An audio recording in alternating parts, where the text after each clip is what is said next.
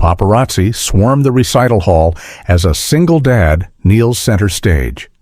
But there's no ring, no proposal. Behind him, cameras flash on the nanny who was supposed to leave 6 months ago, the child clinging to both their hands, and a stolen diary that exposed desires she never meant him to read. One question thunders through the crowd. How did the virgin nanny end up here, choosing a widower's broken heart over her own dreams? Before we dive in, comment where in the world you are watching from and don't forget to click subscribe. The first time Cyrus saw her, she was upside down. He'd stepped into the community center studio to drop off the rent check for the after-school hip-hop program he coached, and there she was, white sneakers in the air, strawberry blonde ponytail brushing the polished floor, spine curved like a crescent moon in a handstand that looked half circus, half prayer.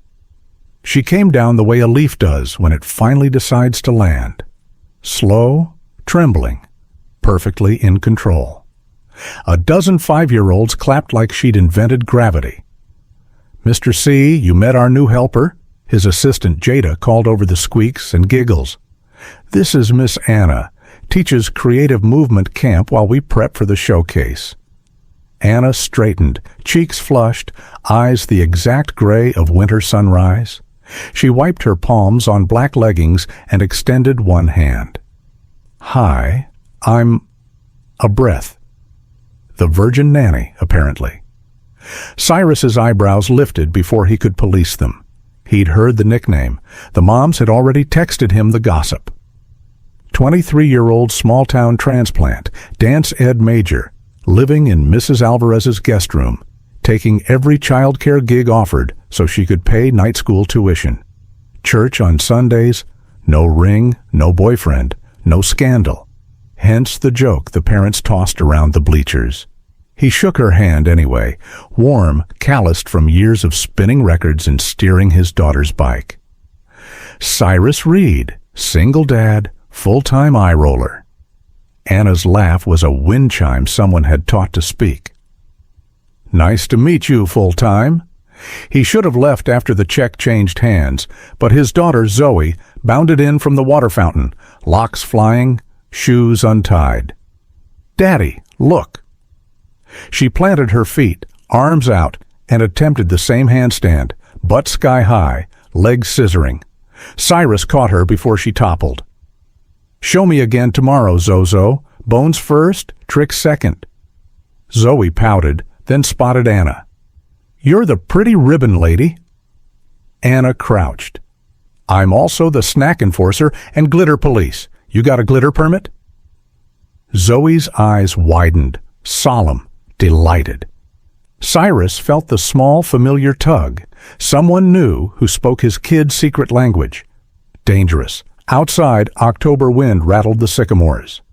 He zipped Zoe's jacket, lifted her onto his hip. Anna stood in the doorway, arms folded against the cold, light haloing her hair. She looked like she belonged on a book cover he'd never admit to reading. "See you next." "Pick up?" she asked. "Every day ends here," he answered, and walked away before the picture could burn any deeper. Anna told herself the flutter was hunger. She'd eaten half a banana and a prayer before class. Yet when Cyrus's Jeep disappeared down the block, the air felt suddenly flavorless. She'd known who he was before he signed the clipboard. Cyrus Reed, 34, widower, part-time DJ, full-time father to an 8-year-old human firecracker. The moms spoke his name the way people describe a storm they'd survived and still admired. 6'4", skin like midnight with a hint of copper, voice low enough to vibrate through floorboards, and a smile he rationed like wartime sugar. His wife, Lila, had died of asthma complications when Zoe was 4. Since then, no public girlfriends, no drama, just steady presence at every recital, game, and parent-teacher night. Anna had seen him once before today, across a crowded auditorium during spring recital, headphones around his neck, eyes closed, head nodding to a beat only he heard. She'd wondered what it would feel like to be that sound. Now she knew. It felt like forgetting her choreography mid-leap and landing anyway, heart-thudding, breathless. She locked the studio, walked home through neighborhoods scented with dry leaves and fry oil. Mrs. Alvarez's porch light was on. Inside, the guest room waited. White quilt, white walls, white secrets. She opened the bottom drawer of the nightstand, lifted the false bottom she'd installed with a butter knife in desperation, and pulled out the tiny leather journal she'd bought the day she moved to the city. Page 1 dated the night she met him. He smells like cedar and whatever song he was humming. I want to press my face to the column of his throat and learn the bass line by heart. Page 9. He said, "See you next pickup," and my knees answered, "Yes, sir." Page 17. Last night, after she'd watched him through the window help Zoe with homework, patient, gentle, giant hands cradling the pencil like it might shatter. I want him to pin me against the wall and take me, slow, deliberate, the way he checks Zoe's math, until I forget every rule I was taught about good girls and waiting. She wrote until ink blurred, then slid the diary back into hiding. Tomorrow she would braid her hair, iron her smile, and pretend her pulse didn't stutter whenever he appeared. Cyrus's townhouse sat on a quiet block where porch lights came on at dusk like a lullaby. He cooked turkey meatballs while Zoe practiced spelling words, DJ mixer on the counter pulsing soft neo-soul. "Daddy, how come Miss Anna doesn't have kids?" Zoe asked, mouth full. "Not everyone's timeline looks like ours, baby." "But she's good with kids." "She is." He flipped a meatball, kept his tone neutral. "She said I have musical bones. That's why cartwheels are easy." He glanced down. "You do got rhythm, Zoe." She grinned, missing front tooth. "Can she babysit me on movie night?" His spatula stilled. Movie night was sacred. Just them. Popcorn, blankets, the echo of Lila's laugh in every frame. Inviting someone new felt like rewriting lyrics to a song he still wasn't ready to remix. "We'll see," he said, parent code for probably not. Later, after bubbles and bedtime stories, he sank onto the couch with his laptop. Inbox full. Invoices, gig offers, school newsletters. He clicked open a folder labeled Lila, photos he hadn't opened in months. There she was, cocoa skin, gap-toothed grin, hospital bracelet. He exhaled pain through his teeth. Across town, Anna's window glowed the same late-night blue. She sat cross-legged on the bed, diary balanced on her knee. He carries grief like a vinyl record, careful not to scratch the surface, always aware of the groove that repeats her name. I want to be the next track, the one he chooses to play when he's ready to hear something new. She closed the book, heart racing, and pressed her palm between her breasts as if she could trap the wanting inside. Wednesday pickup. Rain. Cyrus jogged under the awning, hoodie darkened at the shoulders. Inside, the studio smelled of eucalyptus and wet sneakers. Anna knelt beside Zoe, tying the child's locks into a crown. "Daddy, look, Miss Anna made me a queen." "Queen Zoe, ruler of homework dodging," he teased, but his eyes stayed on Anna's fingers, nimble, reverent, brushing his daughter's hair like she'd been given permission to touch treasure. Anna stood, wiping hands on her thighs. "She nailed her pirouette today." Zoe beamed. Cyrus's chest tightened. Pride, fear, something warmer. "Appreciate you." They moved toward the exit. Rain drummed the roof. Anna lingered at the door. "You need," she started, stopped. "I mean, Zoe mentioned movie night. If you ever want a second set of eyes, I'm around." Cyrus hesitated. The offer was innocent. His reaction wasn't. He imagined those eyes in dim light, popcorn salt on her lips, the couch cushion dipping between them. "I'll keep that in mind," he said, voice rougher than intended. She nodded, cheeks pink, and dashed into the rain before he could change his mind. That night, Cyrus couldn't settle. He rearranged furniture, cleaned the oven, finally sat at the kitchen table with a notebook he hadn't touched since Lila's funeral. Page blank, pen heavy. He wrote, "I want to feel again, without guilt." He underlined "want" 3 times, closed the book, and went to bed. Friday brought parent-teacher conferences. He arrived early, signed in at the office, and nearly collided with Anna in the hallway. She wore a denim skirt and a soft gray sweater, hair in a braid over one shoulder. "Hey," she breathed. "You here for Ms. James?" He nodded. "You?" "Zoe's dance elective evaluation." She shifted her folder. "I wrote about her musicality. She hears rhythm the way some kids see color." Pride swelled in him, followed by a tug of something selfish. He wanted to hear how she spoke of his child when he wasn't around. They walked together, sneakers squeaking on waxed floors. Inside the classroom, Ms. James greeted them, assuming they were a unit. Anna didn't correct her, neither did Cyrus. Conference over, they lingered by the trophy case. Sun poured through high windows, painting stripes across their bodies. "Thank you," he said, "for seeing her."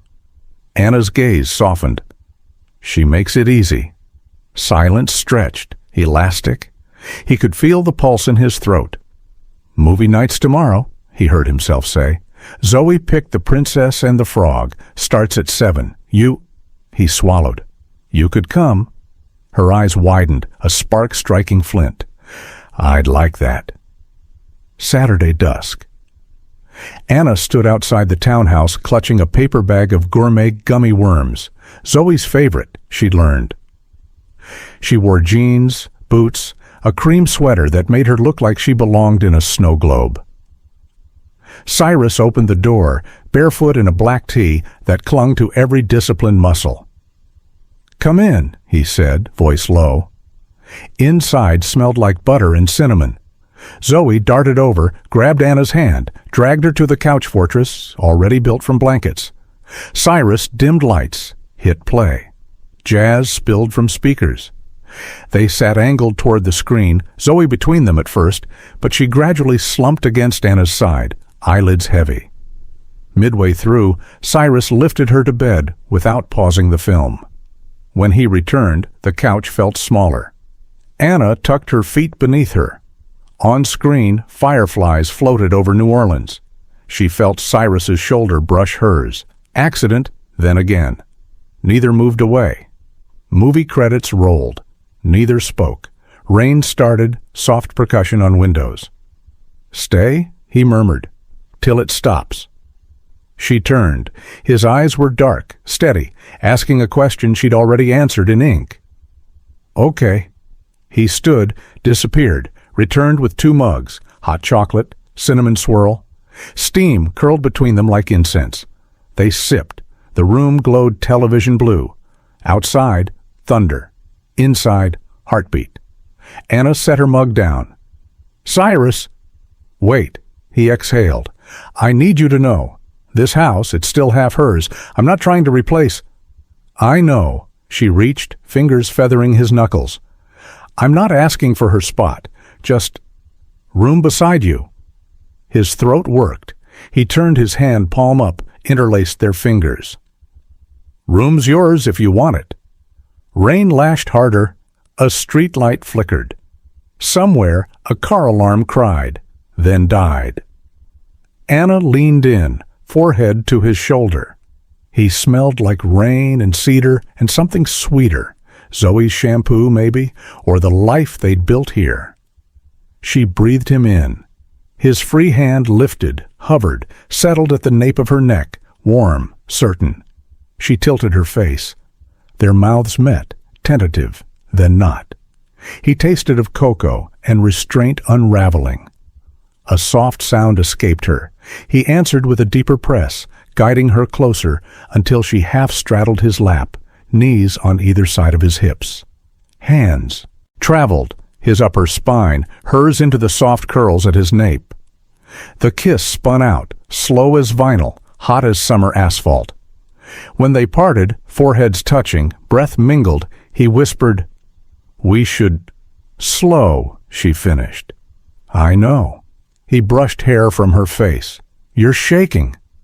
"Not scared," she said, "just awake." Thunder cracked. They laughed, the spell loosening but not breaking. He tucked her against his side, blanket draped over both. Movie menu looped on screen, fireflies frozen mid-dance. Anna closed her eyes, listening to his heartbeat steady beneath her cheek. In the diary hidden miles away, she'd written fantasies of being taken. Tonight, she discovered something richer. Being held. Like a song still humming between verses, promising the next note would come when they were both ready. Rain eased into drizzle. She didn't move, neither did he. Tomorrow would bring school lunches and board meetings, tiny sneakers and ledger sheets. Tonight brought the quiet certainty that want could coexist with wait, and that some walls, once kissed, would never feel like barriers again, only doorways left ajar. The next morning arrived on tiptoe, pale sun slipping through half-open blinds, painting gold across Cyrus's living room floor, where Anna still lay curled against his chest, blanket pooling at their waists. Neither had slept more than scraps. Mostly, they'd floated in that hazy lagoon between whisper and kiss, trading stories in lowercase voices. She learned the scar on his shoulder came from a DJ booth collapse in college. He learned her freckles multiplied if she laughed too hard in July. Sometime near dawn, she'd kicked off her boots. He'd loosened the drawstring of his hoodie. Boundaries were honored, but the air between them had been thoroughly re-aired, like linens snapped clean on a line before rain. At 6:15, the house began to stir. Zoe's alarm chirped. The coffee maker gurgled its pre-game ritual.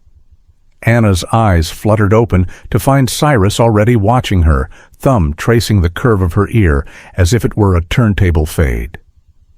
"Morning," he murmured, voice gravel and honey.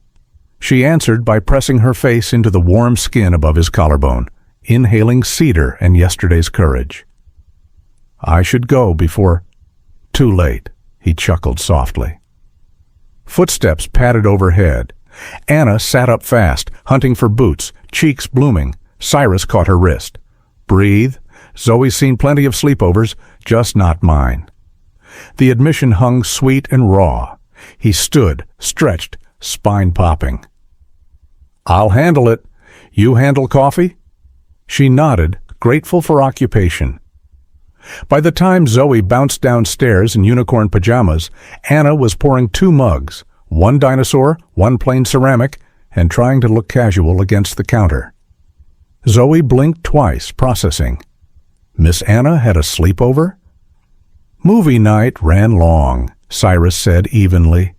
Rain was crazy. Zoe's gaze slid from her father's barely concealed smile to Anna's flaming ears. She grinned like a kid who'd found the last Easter egg. "Can we have waffles?" Cyrus ruffled her locks. "Waffles it is." They cooked as a trio, Anna whisking batter, Cyrus flipping, Zoe narrating syrup options with presidential seriousness. The kitchen smelled like cinnamon and new possibilities. Every brush of shoulders sent small lightning up Anna's arm. Every time Cyrus handed her a utensil, fingers lingered an extra half-second, as though testing a freshly soldered circuit. When the plates were empty, he walked Zoe to the bus stop. Anna lingered at the sink, watching through the window, his large hand holding her small one, the way Zoe leaned into his leg, the easy rhythm of 2 people who'd already survived heartbreak together. A pang, equal parts longing and reverence, tightened Anna's throat. She wanted in that picture, not as replacement, but as additional color. He returned to find her lost in thought, dish towel idle. Without asking, he slipped arms around her waist, chin resting on her head. "You okay?" She turned, looping wrists behind his neck. "I like your mornings." "Wait till you see the evenings." The words left his mouth before caution could edit them. His eyes widened slightly. She answered by lifting onto toes and kissing the corner of his mouth. Soft, promising. Monday meant schedules colliding. Cyrus had airport runs. Anna taught 3 classes across boroughs. They exchanged numbers in the doorway, thumbs brushing screens as if transferring sparks. He typed first. Cyrus. Tonight. Zoe's asleep by 9. I'll leave the porch light on. Anna. I'll bring the popcorn. No emojis, no excess. Just the clean electricity of maybe. The day stretched like taffy. Anna caught herself smiling at toddlers who tripped over their own feet. Cyrus hummed old-school D'Angelo while polishing the limo's dashboard. At 4:30, he texted a photo. Zoe asleep in booster seat, mouth open, homework drooping from her fingers. Cyrus, long day, she's out. Might tuck her in early. Anna, I can be there by 8. Cyrus, doors open.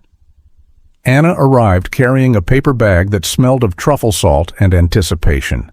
Cyrus met her on the stoop, hoodie half-zipped, beard freshly lined. Street lights flickered on like shy chaperones. Inside, the house was quiet, dishwasher humming, Zoe's nightlight glowing lavender under her door.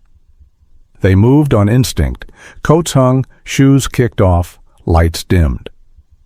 In the living room, the couch waited like a familiar accomplice. Anna set popcorn between them. Cyrus cued a playlist, low bass, brushed drums, the sonic equivalent of candlelight. Halfway through the bowl, fingers brushed. Once, twice. On the third, Cyrus threaded their hands and tugged. Anna slid across the cushion until her thigh pressed his. She could feel heat through denim, the twitch of muscle when she shifted. Anna, he murmured, voice rough velvet. We can just watch the movie. She answered by tilting her face up.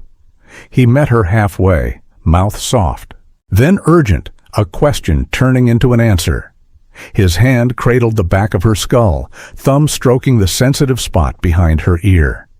She sighed into him, tasting butter and salt and something darker, want held too long at bay. They broke apart, breathing hard. Cyrus rested forehead to hers. Tell me what you need.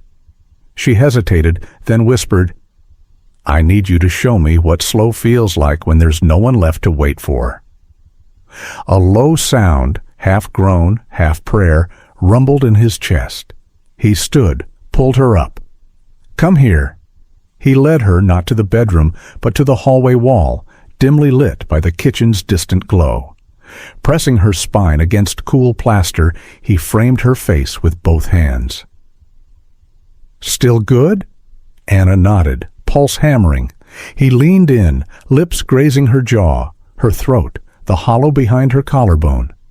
Each touch reverent, deliberate, as if mapping coordinates for later return. His palms slid down arms, lifting her wrists above her head, pinning gently with one hand, while the other traced waist to hip to thigh. Fabric shifted, sweater riding, jeans brushing. Anna arched, chasing friction. Cyrus soothed with kisses, murmuring, I got you. Let me. Time blurred. The hush of breath, the creak of old house settling around them, the slow build of heat that never crossed the line they'd drawn, but danced right up to it, learning the language of almost. When he finally eased back, both were trembling. He rested brow to hers. That okay? A shaky laugh escaped her. That was a masterclass. His smile curved against her temple. Stick around. Curriculum's just started. Later, they collapsed on the couch, legs tangled, sharing the last of the popcorn. The movie played unwatched. Credits rolled into silence. Cyrus traced idle circles on her shoulder. My ex, he said suddenly, voice low. Lila? She used to fall asleep during movies. I'd carry her to bed. Haven't done that with anyone since. Anna's heart thumped. I don't need carrying. I know, he answered. That's why I asked you to stay. She absorbed the weight of it, permission to be present, not placeholder. Turning, she kissed the corner of his mouth. For the record, I'm cool with being the big spoon if the little spoon gets chilly. He chuckled, deep and surprised. Deal. At 11:45, she rose to leave. He walked her to the door, helped her into coat. Outside, the city had quieted to a heartbeat. Tomorrow? He asked, thumb brushing her knuckles. Tomorrow, she confirmed, then impulsively pressed a kiss to the hollow beneath his ear. Leave the porch light on. As she descended the steps, she felt the shift, subtle but seismic. They weren't circling anymore. They were walking the same line, hand slipping into hand, pace matched. Behind her, the light flicked on. Back in her tiny room, Anna opened the diary. He didn't take me against the wall. He took his time. Turns out slow can still steal your breath. I want more. But tonight, the want feels like enough. The first time he texts her from inside the house, it's 2:17 a.m. Cyrus, you awake? Anna, wide? Why? Cyrus, Zoe's coughing. Nothing major, but I can't settle. Thought your voice might help. Anna pads to the kitchen, kettle rattling like a secret. She calls. He answers on the first ring. Hey. Just that, low, tired, threaded with trust. She leans against the fridge. Tell me what the rain sounds like from your window. He exhales. Like someone pouring uncooked rice onto a snare drum. She smiles into the dark. Good, now match your breathing to it. 4 counts in, 4 out. Minutes stretch. The cough subsides. His breath evens. You still there? He murmurs. Always? The line stays open until dawn creeps across both their ceilings. October deepens. Maple leaves turn the color of burnt honey. Cyrus and Anna orbit a new rhythm. School drop-offs where fingers brush passing coffee cups. Late-night voice memos traded like mixtapes. Sundays at the farmer's market. Zoe between them swinging like a pendulum that keeps time only for them. They haven't crossed the threshold again. No hallway, no wall, but the house hums with near misses. Anna reaching past him for a cereal bowl. The hitch in his breath when her ponytail skims his forearm. Cyrus leaning over her shoulder to show Zoe a chord progression, his baritone vibrating through her spine. One Thursday, Anna's creative movement class ends early. She catches the bus to his side of town, tells herself she's just in the neighborhood. The limo is parked outside a brownstone, trunk open. She spots him inside the vestibule, signing for a delivery. White dress shirts on hangers, starched and impersonal. He looks up, surprised pleasure flooding his face. Hey, traveler. Hi. She rocks on sneaker toes. Need a roadie? He glances at the shirts, then at her. Ripped leggings, paint smudge on her cheek. Actually, I need opinions. Client wants classy but not stuffy for his engagement dinner. I'm hopeless at ties. She follows him up the narrow stairs to a studio apartment above the garage. Spare, masculine, all charcoal and wood. A record spins low, Coltrane. The bed is simply made, navy quilt tight enough to bounce a quarter. She tries not to stare. He holds up 2 ties, burgundy knit, slate silk. Vote, she taps her lip, considering. Knit, softens the intimidation factor. He loops it around his collar, hands her the thick end. Help? She steps close. The tie becomes a bridge. Their fingers negotiate knots. When she tightens it, palms flat against his sternum, his heartbeat drums into her wrists. Anna, he says, voice sandpaper. Hmm? She doesn't look up. I think about that night. A lot. Her pulse stutters. Me too. He cups her elbows, gentle but firm. I don't want to rush you, or Zoe, but I'm running out of reasons to let you leave every evening.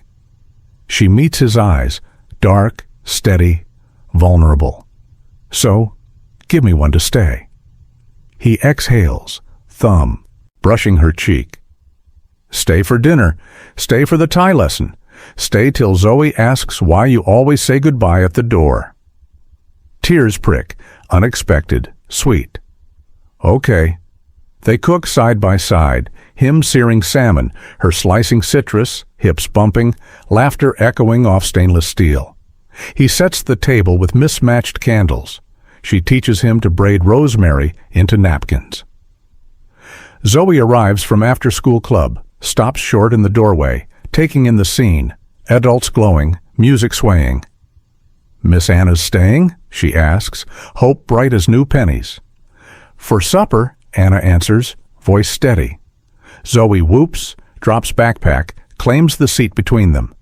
Conversation flows, school gossip, bad jokes, dreams of summer camp. When plates are empty, Cyrus cues a movie. Zoe claims center couch. Anna hesitates, then sits on the end. Cyrus dims lights, settles beside Anna, close enough that the couch cushion sighs. Halfway through, Zoe's head droops. Cyrus carries her to bed. Anna follows, watches him tuck the blanket under her chin, kiss her temple, whisper, "Love you, star." Back in the living room, credits roll into silence. He pours 2 glasses of water, hands her one. "Still good?" She takes a sip, sets it down.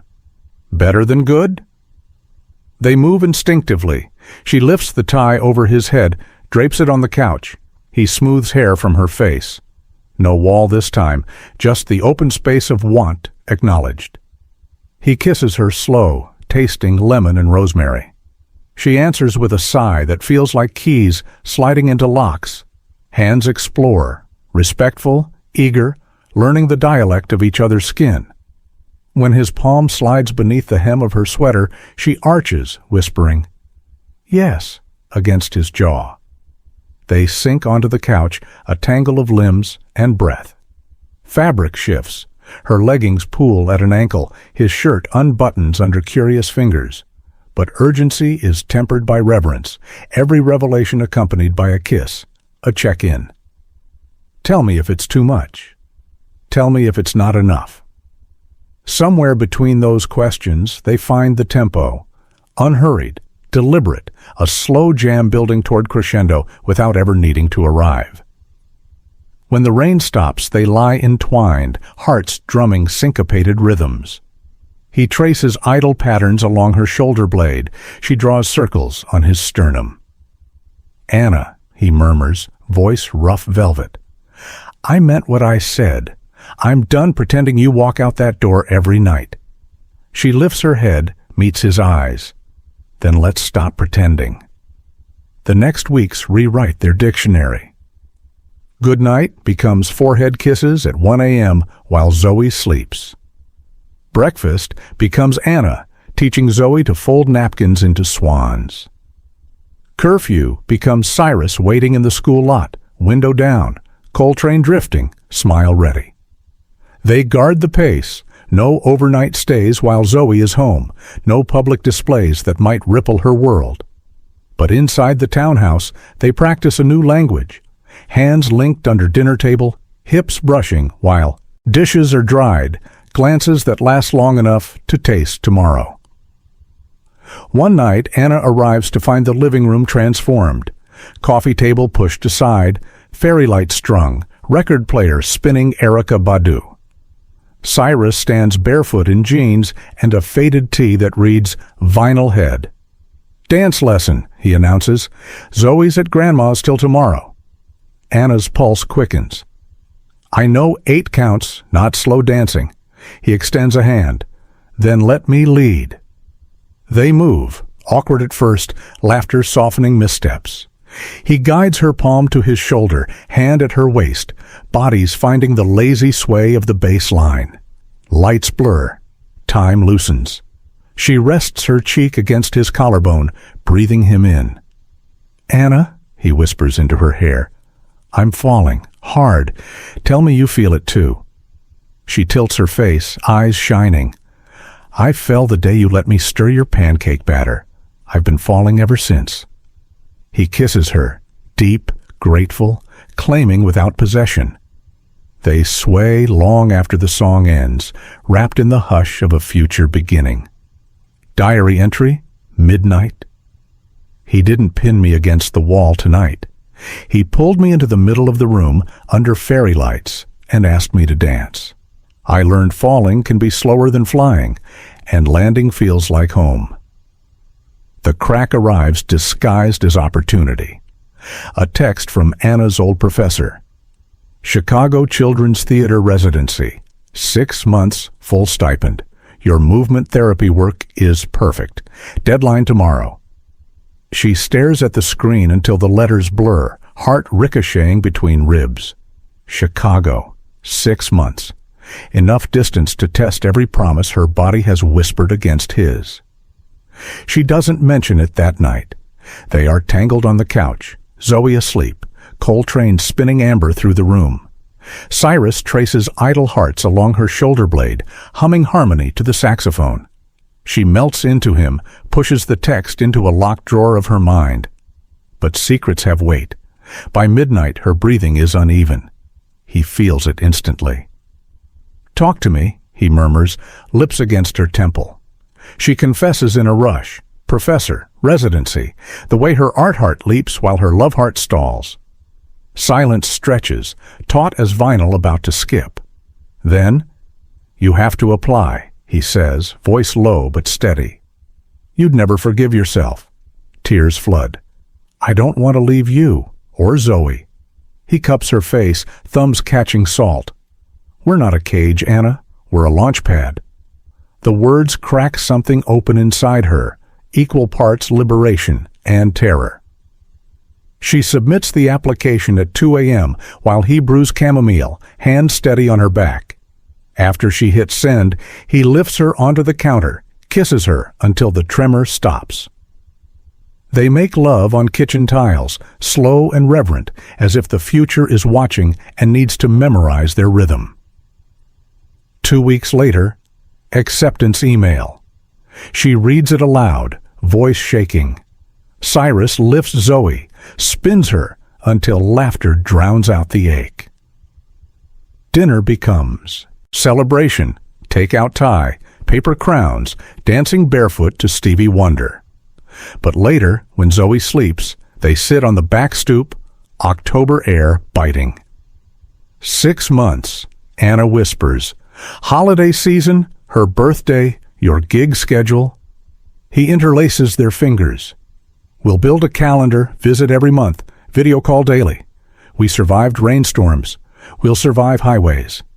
She leans into his shoulder, tears soaking flannel. What if distance eats us? He kisses her knuckles. Distance is just another verse. We write the bridge. Preparations become a blur. Subletting Mrs. Alvarez's room, packing dance gear, scheduling flights.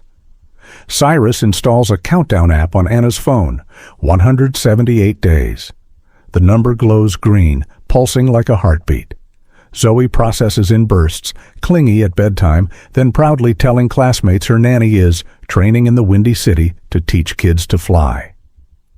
One night she crawls into Anna's lap, voice small. "Promise you'll come back before my recital." Anna hugs her tight. "Wild horses couldn't keep me away." But amidst the chaos, Anna makes a critical mistake. In her rush to pack, organize, and say goodbye to students, she forgets something crucial: the diary. It sits in the false bottom of her nightstand drawer at Mrs. Alvarez's house, a ticking time bomb of ink and longing. Mrs. Alvarez, ever helpful, boxes up Anna's remaining belongings after she leaves. "I'll send these to Cyrus's place," she texts. "He can forward them or keep them safe till you're back." Anna, caught in first-week whirlwind of Chicago rehearsals and orientation, doesn't think twice. "Thank you. You're a lifesaver." The box arrives at Cyrus's townhouse on a Tuesday afternoon. He sets it in the guest room, now unofficially Anna's room, though neither has said it aloud. Zoe helps him unpack textbooks, a favorite sweater, framed photos of their trio at the farmer's market. Then, tucked beneath a folded scarf, the false bottom of a small wooden organizer shifts. A tiny leather journal tumbles out. Cyrus picks it up, intending to tuck it away untouched. But the cover falls open to a random page, and his eyes catch his own name. The way Cyrus checks Zoe's homework, patient, thorough, those giant hands so gentle, makes me imagine those same hands on me. His breath catches. He knows he should stop, close it, respect her privacy. But his name appears again and again, woven through fantasies so raw and vulnerable they make his chest ache. He reads standing up, then sitting, then with his back against the wall, heart hammering.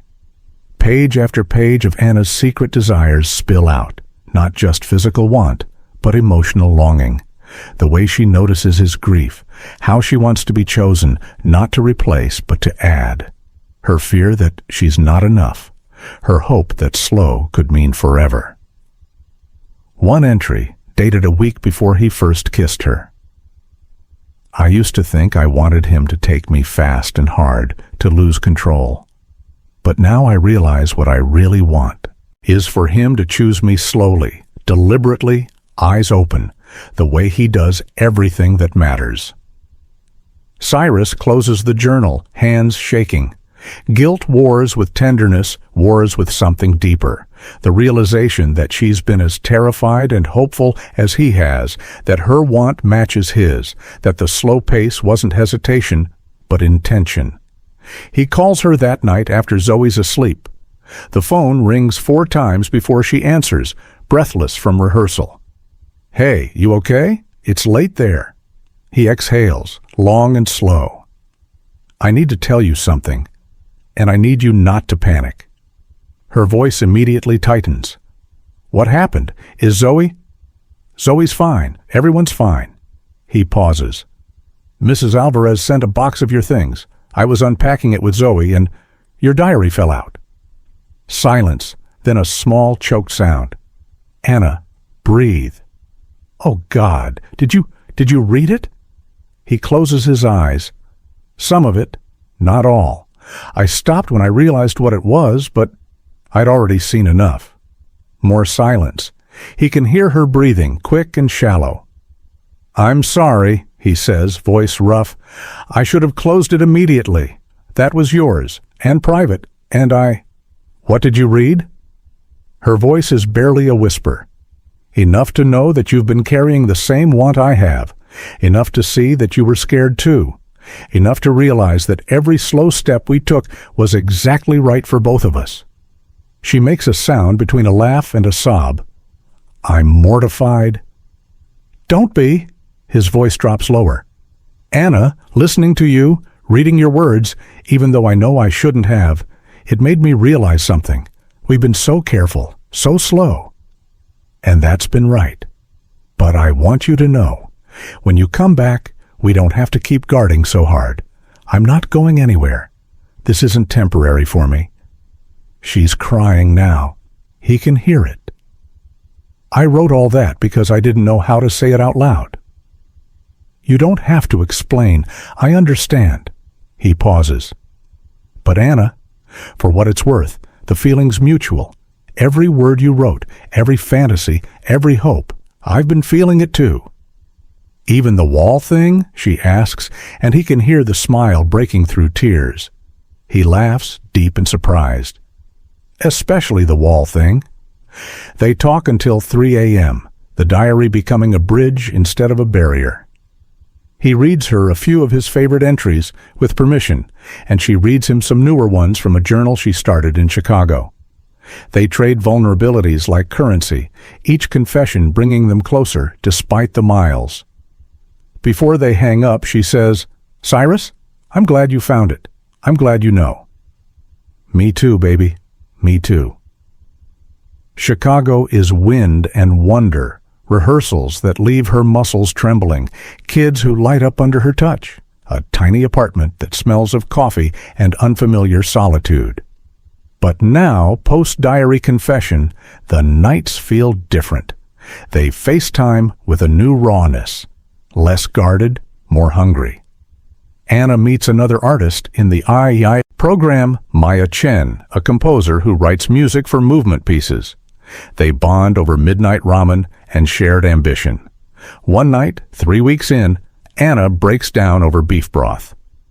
"I miss them so much, it's physical," she confesses, "like there's a hook in my chest pulling east." Maya nods, stirring noodles. "So why'd you come?" "Because I'd resent myself if I didn't, because I need to know I can stand on my own before I stand with them." "And are you? Standing on your own?" Anna considers the question. Her piece for the showcase is finally taking shape. Intermission. 3 movements about separation and return. The kids are responding, her body is stronger, and she's learning to sit with loneliness instead of running from it. "Yeah," she says finally, "I think I am." But doubt creeps back during a particularly brutal rehearsal in mid-November. The lead child dancer sprains her ankle. Anna's backup choreography falls flat. She sits in the empty studio afterward, head in hands, wondering if she's made a terrible mistake. Her phone buzzes. Cyrus, video calling. She almost doesn't answer, doesn't want him to see her like this. But she picks up anyway. His face fills the screen, concern immediate. "What's wrong?" She tries to smile. "Just a hard day." "Talk to me." It spills out. The injury, the failed backup plan, the voice in her head saying she's not good enough for this opportunity.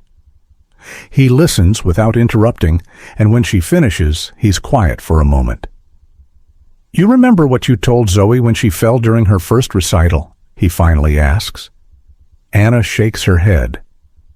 "You told her that falling is just part of the choreography, that the best dancers fall and get back up in the same measure, so smooth the audience thinks it was always meant to happen that way." Tears spill. "I don't know if I can do that." "You already are. You're here, aren't you? Miles from everything comfortable, building something new. That's the bravest choreography I've ever seen." She cries properly then, and he stays on the line, sometimes talking, sometimes just breathing with her until she can breathe steady again. After they hang up, Anna opens her new journal. "He finds me in the dark and doesn't try to turn on all the lights. He just sits with me until my eyes adjust. This is what love is, not fixing, but bearing witness." The next day, she returns to rehearsal with new resolve. She reworks the piece, incorporating the injury into the narrative. Intermission. Now includes a 4th movement. Adaptation. The piece becomes stronger for it. November brings the first visit. Cyrus drives through the night after a DJ gig, Zoe asleep in back seat, wrapped in Anna's old hoodie. They meet at a 24-hour diner off I-80, booth lit by neon pie sign. Anna slides in beside him, trembling. He cups her face, kisses her like oxygen. They talk until sunrise, about nothing, about everything, then make love in a roadside motel, quiet and fierce, as if merging bones could shorten miles. Zoe wakes to find them sharing coffee, fingers interlaced on tabletop. She crawls onto Anna's lap, murmurs, "I dreamed you were home." Anna holds her until the sun climbs high, promising with every breath that dreams bend toward truth. They spend the day at Navy Pier, Zoe between them on the Ferris wheel, all 3 screaming on the swings. For 8 hours, distance disappears. But the drive back east looms. At the parking garage, Zoe clings to Anna's neck. "Can't you just come home?" Anna kisses her forehead, voice thick. "Soon, baby. So soon." Cyrus peels Zoe away gently, buckles her in. Then he pulls Anna aside, behind a concrete pillar where Zoe can't see. "I need you to hear this," he says, both hands framing her face. "This separation, it's not us falling apart. It's us proving we're strong enough to be apart and still choose each other. When you come back, it won't be because you need us. It'll be because you want us, and that's everything." She kisses him salt-sweet, memorizing his mouth. They hold each other until Zoe honks the horn, impatient. Watching them drive away, Anna feels the hook in her chest pull tighter. But underneath is something steadier. Certainty. December. Virtual tree trimming over Zoom. Anna mails homemade ornaments, tiny ballet shoes, vinyl records painted gold. They hang them while carols play through phone speakers, voices syncing across states. Christmas morning, Anna watches Zoe unwrap the gift she sent, a music box that plays the song they first danced to. Zoe turns the key, eyes wide. "It's our song," she whispers. Cyrus's eyes meet Anna's on screen, glassier than the ornaments. "When you come home," Zoe says, "can we dance to it together, all three?" "First thing," Anna promises. That night, Cyrus calls after Zoe's asleep. "I got you something too. Check your email." She opens it, a playlist titled 178 to 90 to 0. Each song marks a countdown milestone. The first track, Exhale, by Sabrina Claudio. The last track, Home, by Devin Dawson. "For when the missing gets too loud," he says. She plays it on repeat until dawn. January snow. Cyrus's gigs double after New Year. Zoe catches the flu. Anna cancels classes, flies standby, arrives at 2 a.m. to find him pacing the hallway, exhaustion etched in every line. She takes over. Soup, stories, temperature checks. When Zoe finally sleeps, Anna finds Cyrus collapsed on the couch, head in hands. She kneels, pulls him to her chest. "I'm here," she chants. "We're here." They sleep twined on couch, Zoe's breathing the metronome that keeps them both steady. In the morning, Anna makes breakfast. Cyrus watches her move through his kitchen like she never left. "Move in," he says suddenly. "When you come back, not to my room if you're not ready, but to the house. Make it yours too." She sets down the spatula, turns. "You mean it?" "I've meant it since the first time you stayed for waffles." She crosses to him, crawls into his lap, kisses him slow and deep. "Then yes, yes?" Before she flies back, he tucks a tiny velvet pouch into her coat, a silver guitar pick pendant engraved with coordinates, his townhouse, her Chicago apartment. "So we always know where home is," he says. She kisses him until the cab honks. February shortens the countdown, 45 days. The residency culminates in a showcase. Anna choreographs intermission with every ounce of longing and strength she's built. It's 4 movements now: departure, distance, adaptation, return. She dedicates it to the family that taught me miles are just measures, not barriers. She mails Cyrus a ticket, front row, marked, "For the man who let me fly and promised to catch me." Meanwhile, back in Brooklyn, Cyrus navigates his own storm. A lucrative offer lands. Residency DJ at a Miami club. 6 figures, benefits, relocation package, the kind of break he chased before fatherhood anchored him. He sits at the kitchen table, contract before him, mind spinning. Miami sunshine, new start, financial security. But Brooklyn holds Anna's laughter in every corner. Zoe's school and friends, and a life built on familiar ground. He calls his mentor DJ Maestro. "Tell me I'm not crazy for turning down 6 figures. Maestro laughs. "Man, you already know the answer. Money's good, but you can't buy what you got right here. That woman flying back to you, that kid who got your smile, some stages can wait, yours can't." Cyrus declines the next day, emails Anna. "Cyrus, some stages can wait, ours can't." Her reply is a voice memo, crying, laughing, promising to make Brooklyn so loud Miami won't even echo. One night, Zoe finds him staring at the framed photo from Navy Pier, 3 of them mid-laugh, wind-whipped, happy. She crawls onto his lap. "You miss her every day," she says, statement not question. "Every second." "Me too." She pauses. "Daddy, when Anna comes home, is she going to be my mom?" His throat tightens. "That's up to Anna and up to you, but she'll be family, no matter what we call it." Zoe nods, satisfied. I want to call her Anna Mama, like two names together. He kisses her curls. We'll ask her. But Zoe, your Mama Lila? She'll always be your mama too. Love doesn't run out of room. I know, Zoe says simply. My heart's big enough for both. Final week in Chicago. Anna packs, but her heart is already on the eastbound plane.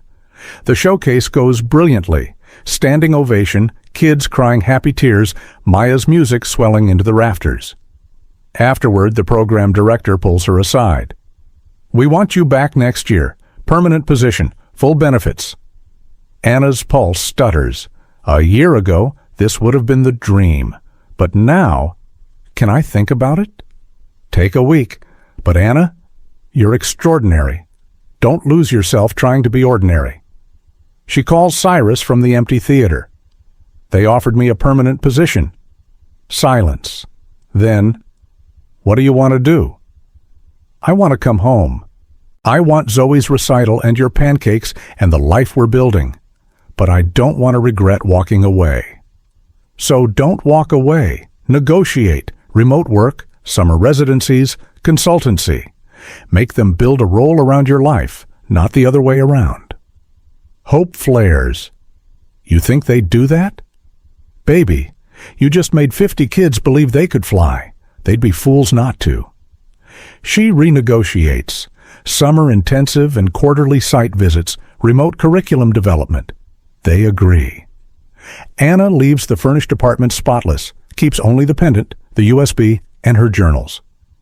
On the last page of the Chicago diary, I left to find my art. I found our rhythm instead. Distance didn't stretch us thin. It taught us how far love can reach, and still snap back unbroken. Landing at JFK feels like exhaling after a year-long inhale. She rides the air train, heart drumming. Baggage claim slides into view. And there they are. Cyrus in black denim. Zoe perched on his shoulders, both waving like semaphore. Anna drops her suitcase, runs. Zoe leaps into her arms. Anna spins her, laughing, crying. Cyrus wraps them both, chin on her head, breathing her in like oxygen rediscovered. Outside, spring air smells of asphalt and lilacs. Cyrus loads her luggage, hand never leaving the small of her back. In the car, Zoe chatters about recital costumes. Anna answers, but her eyes keep drifting to him, profile sharp, smile softer than she remembers. Halfway home, he reaches across the console, interlaces fingers. 178 days, he says.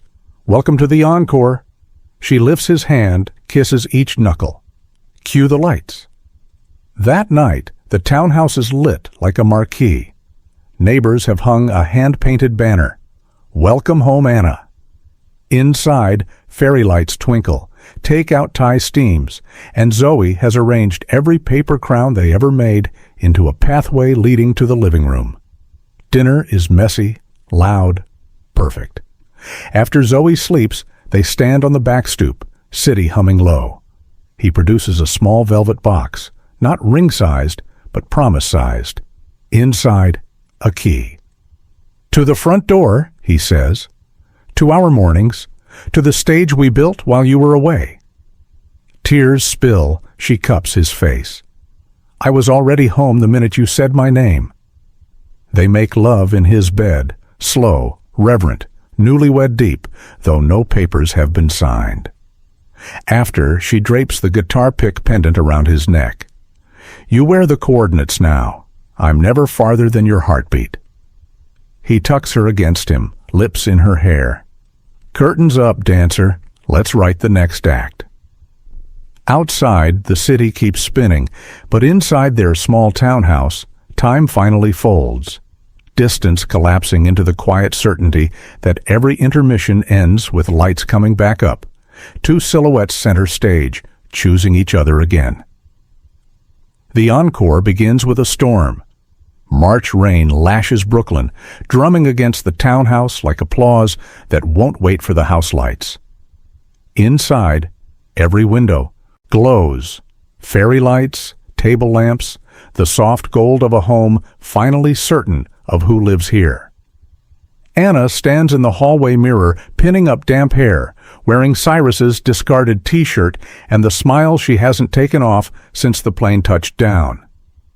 Downstairs, Zoe practices recital choreography in socked feet, sliding across hardwood like a tiny moonwalker. Cyrus leans in the doorway, arms folded, watching them both with a look that says, "The storm outside can huff and puff all at once. This house is brick now." He crosses, slips arms around Anna's waist, chin on her shoulder. "You sure you're ready for tomorrow? Whole city's watching." She meets his eyes in the glass. "I was born ready the day you let me stir your pancake batter." He kisses the curve of her neck, humming approval. "Then let's give them a finale worth the ticket." Tomorrow is Zoe's spring recital, her first since Anna choreographed from Chicago, the first with Anna home to see it through, Cyrus DJing the warm-up track. The auditorium sold out in hours. Local papers ran a story on the single dad, returning artist, and the girl who brought them together. Paparazzi have camped outside the studio for weeks, hungry for the kiss, the ring, the scandal. But the three of them have rehearsed a different ending, one the papers can't script. Night folds into preparation. Anna threads ribbons through toe shoes while Zoe sleeps on the couch, feet propped on Cyrus's lap. He massages her tiny arches, murmuring lyrics to an old Jill Scott track, his private lullaby. Anna watches, chest full, and realizes this is what victory looks like, not spotlights, but living room light, shared labor, shared love. When the child finally droops into dreams, they carry her to bed together. An unchoreographed lift that feels like communion. Cyrus pulls the blanket to her chin. Anna kisses the spiral of her ear. They stand a moment, guardians of the same miracle. Downstairs, the storm still rages. Cyrus pours 2 glasses of Cabernet, dims the lights. Anna plugs in fairy lights she bought in Chicago, warm white like captured moon. Music rises, D'Angelo, Untitled. The song they first danced to, now remixed with their own heartbeat. He sets glasses aside, extends a hand. "May I have this intermission?" She steps into him, bare feet on hardwood, hips already swaying. They move slow, unhurried, rain their percussion. His palm spreads across the small of her back, fingers tracing the place where scar meets skin, her old dance injury, his old grief, both healed under new flesh. Anna lifts arms around his neck, presses close enough to feel him harden through denim. She rocks once, teasing, he groans low, forehead dropping to hers. "Anna," he breathes, voice gravel and velvet. "I want—" "Show me," she whispers. He does, not with frenzy, but with reverence. Mouth finds the column of her throat, tasting rain and salt. Hands slip beneath cotton, learning the cadence of her inhale. When he lifts the t-shirt, she raises arms like surrender. Fabric gone, skin bared, they stand a moment. 2 silhouettes learning the shape of yes. He lifts her, thighs around his waist. She feels the wall at her back. Cool plaster, familiar accomplice. This time, there is no almost. They cross the line together, slow and deliberate, the way one enters a cathedral. Eyes open, breath held, heart loud. He enters her on a sigh that sounds like her name stretched into prayer. She answers with a roll of hips, taking him deeper, taking him home. Rhythm builds, unhurried, worshipful, each thrust a vow. I see you, I keep you, I stay. When she comes, it's with his name, a broken hymn against his shoulder. When he follows, it's with her face cupped like salvation. After, they slide to the floor, backs against the wall that once held her fantasies. Rain softens to mist, fairy lights flicker like applause. He drapes an arm around her, fingers drawing lazy hearts on bare skin. I thought I wanted you to pin me, she murmurs, voice hoarse with wonder. But you held me until I stood on my own, and then you stayed anyway. He kisses her temple. That's the difference between taken and chosen, baby. We're the latter. Morning arrives gold and quiet. They make love again, sunlight striping their bodies, Zoe's laughter from the kitchen floating in like confetti. After, Cyrus produces a small velvet pouch, not ring, but promise. Inside, a silver charm, tiny dancer mid-leap, 1 foot touching a vinyl record. For the bracelet you started in Chicago, he says. Every city, every stage, every home we build, add a charm. Let the world hear our playlist. Tears slip. She kisses him soft, then fierce. I'll add the first one today, right after we nail that recital. Recital day, backstage chaos, tights laddered, buns drooping, parents FaceTiming grandparents. Paparazzi cluster outside, flashes popping like cheap fireworks. Cyrus moves through it calm, security pass visible, Zoe's hand in his. Anna appears in simple black leotard, hair slicked, eyes steady. They position themselves, Cyrus at the soundboard, Anna in wings, Zoe center stage, tiny, fierce, radiant. The curtain rises to hush. Music starts, not Tchaikovsky, but a remix Cyrus built. Zoe's heartbeat, recorded on Anna's phone, layered under strings and dilla drums. Zoe dances, not perfect technique, but perfect truth. Every wobble a victory, every leap a love letter. Mid-piece, she breaks routine, runs to wings, drags Anna on stage. Audience gasps, cameras whir. Together they perform a short duet, child and woman, student and teacher, daughter and almost mother, spinning until the world blurs. At the final beat, Zoe lifts one small hand toward the wings. Cyrus steps out, 6'4", proud, unsmiling, until he kneels and she flies into his arms. The three of them stand center stage, breathing hard, fingers interlaced. No proposal, no ring, just a bow that says, here we are, here we choose, here we stay. The crowd erupts, not for scandal, but for story. Paparazzi lower cameras confused by the absence of spectacle. In the front row, Mrs. Alvarez claps till her palms sting. Maya Chen wipes tears. Parents who once gossiped now stand in ovation. Backstage, reporters swarm. Cyrus holds up a hand. No questions, just a statement.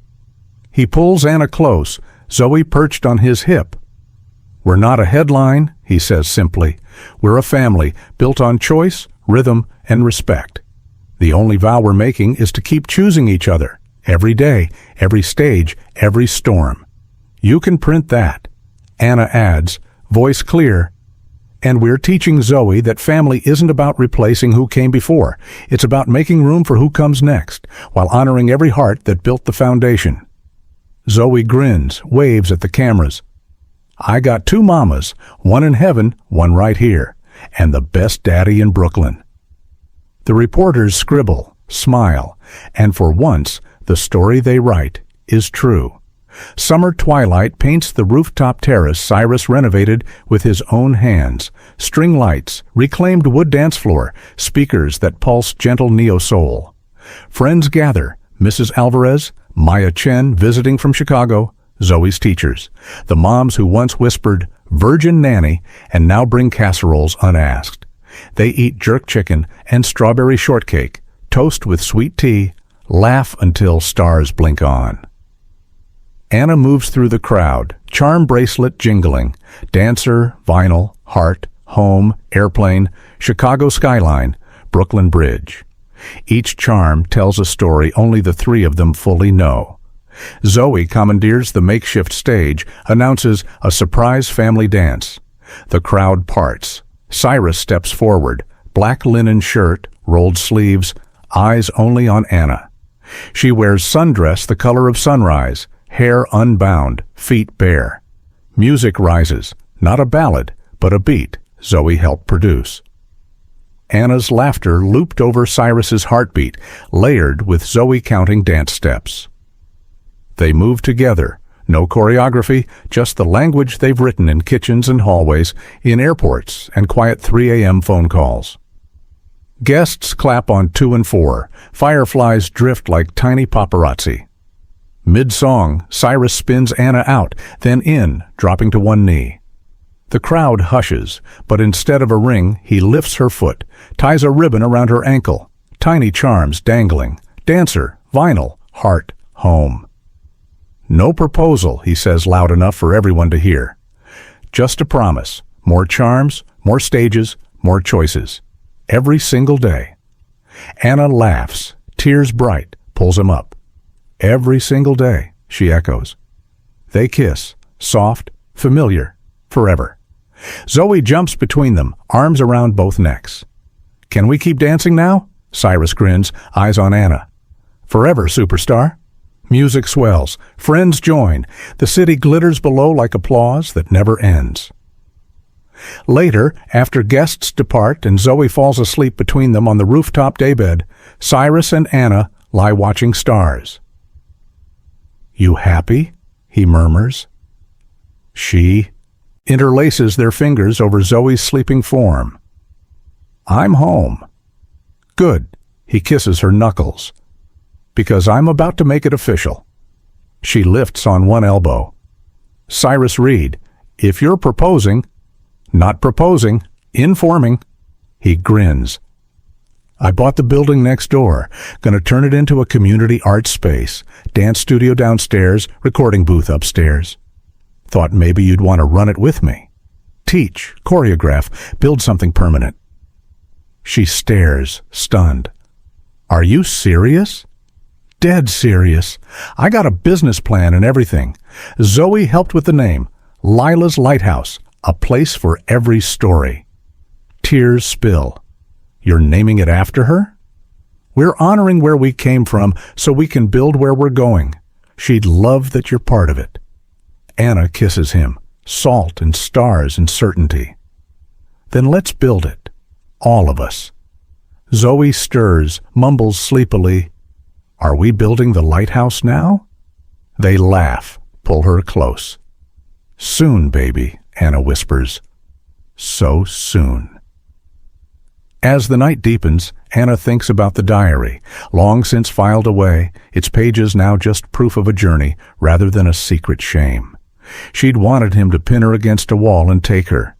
And he had, in every way that mattered, not just with his body, but with his patience, his honesty, his willingness to let her leave, and his faith she'd return. Some love stories are written in grand gestures. Theirs was written in small choices. A key offered, a dance shared, a child's hand held by two adults who chose to become family, not because they had to, but because they wanted to. And somewhere in the Brooklyn night, in a townhouse filled with music and laughter and mismatched furniture, 3 hearts beat in rhythm. Not because they were perfect, but because they'd learned the most important choreography of all. Show up, choose love. Dance through the storms, repeat.